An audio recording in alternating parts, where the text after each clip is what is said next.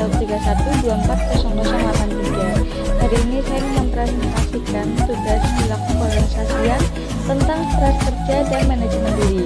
Nah, sebelum kita masuk ke penjelasannya, aku pengen tanya dulu ke teman-teman. Teman-teman ada nggak yang di sini juga ngerasain stres kerja? Mungkin dari tekanan pekerjaan atau banyaknya pekerjaan yang tidak sesuai dengan job desk. Nah, itu bisa mengundang yang namanya stres kerja. Sekarang kita lanjut ke pengertian stres kerja. Jadi, pengertian stres kerja adalah kondisi ketegangan emosional dan mental ketika seorang menghadapi tuntutan pekerjaan yang melebihi oleh batas kemampuannya. Ya, jadi menurut para ahli juga, stres kerja terjadi karena ketidakseimbangan antara beban kerja dan kemampuan individu dalam menyelesaikan masalah. Nah, selanjutnya kita ke penyebab stres kerja. Jadi ada beberapa faktor yang menyebabkan stres kerja. Ya, diantaranya ada yang pertama itu adalah beban kerja yang berlebihan. Nah, di sini ada nggak ya teman-teman yang juga mempunyai beban kerja yang berlebihan?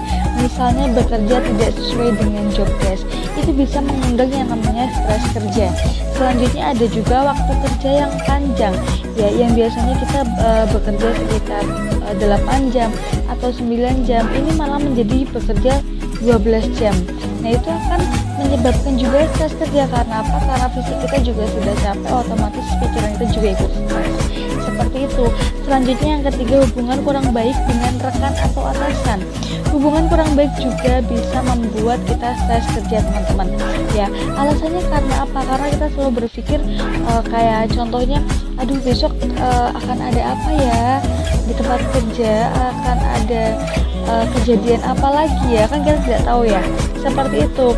Selanjutnya yang keempat, tanggung jawab tidak jelas. Seperti yang udah saya jelaskan tadi di opsi nomor 2. Jadi kita mengerjakan sesuatu pekerjaan yang bukan di job desk kita. Jadi menurut saya itu bisa mengundang stres kerja. Karena apa? Karena tanggung jawabnya nggak jelas. Yang seharusnya ini pekerjaan si A, jadi kita yang mengerjakan. Seperti itu. Lanjutnya yang terakhir adalah tekanan dari target dan deadline. Ya, kadang-kadang emang target dan deadline itu bisa bikin kita stres ya. Kayak kadang kerjaannya banyak tapi deadline cepet banget nih, tiba-tiba udah mendekati deadline. Itu bikin kita chaos ya, bikin otak kita chaos, jadi stres kerja gitu. Lanjut kita ke dampak stres kerja nih. Jadi jika tidak dikelola dengan baik, stres kerja itu berdampak buruk ya bagi kita juga gitu. Makanya kita perlu mengelola stres kerja itu dengan baik gitu. Contohnya itu yang pertama, menurunnya produktivitas. Yang tadinya kita semangat jadi agak males-malesan. Yang kedua, emosi tidak stabil. Hal apa aja kalau kita lagi stres itu bakal bisa memancing emosi kita. Ya, misalnya gelas jatuh aja itu juga bisa memancing emosi kita kalau kita lagi stres. Selanjutnya yang ketiga, sering melakukan kesalahan. Karena kita sering takut akan kesalahan, justru kita akan sering lebih banyak melakukan kesalahan. Seperti itu. Yang keempat, gangguan kesehatan seperti sakit kepala, insomnia, atau mungkin cepat lelah. Ya, jadi sakit kepala terjadi karena kita stres, kita terlalu memikirkan pekerjaan. Yang kedua, insomnia. Insomnia karena apa? Karena tadi kita stres, jadi susah tidur. Seperti itu. Akhirnya berdampak ke apa? Ke tubuh kita menjadi cepat lelah. Seperti itu. Nah, selanjutnya kita beralih ke manajemen diri dalam mengatasi stres.